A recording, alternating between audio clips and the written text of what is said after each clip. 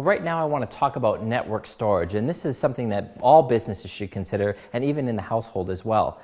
You've heard of hard drives before, devices that connect via the USB or the FireWire cable. That's pretty standard these days. Well, what you're seeing more and more is devices that connect hard drives that connect to the computers via network storage. This one we're looking at is called the HP Media Vault. It's 500 gigabytes, so that's a lot of storage, and has the ability to expand up to 1 terabyte simply by buying an additional drive and inserting it into the door. I'll just pull that out for a minute here. You simply put another 500 gig drive in here, insert it back into the device, and you're up to 1 terabyte. What do you need that much space for? Well, I'll tell you what, media. These days with video, pictures, and even music, it takes up so much space on the hard drives that you really do want to have access to that information in something like a central unit. Now computers throughout the household or the office can connect to this one drive via the network without bogging down any other computer that they might want to retrieve information from. Another thing I liked about what HP did with their Media Vault, they built in USB connectivity. So now you've got a USB port in the front and 2 in the back. This allows you to connect, say, additional hard drives if you require more storage, or even add a network printer. And now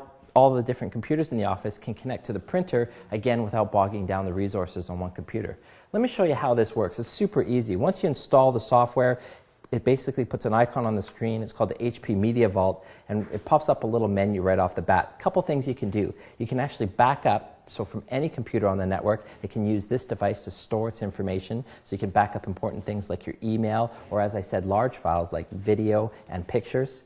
A couple cool things you can do here as well is you can browse the Media Vault simply by clicking on that one button, and you can see inside here we have all these different folders, shared folders, things like the media share where we might put things like video. Of course, we've got the backup, I've already talked about that as well, and also file sharing and the printers and faxes.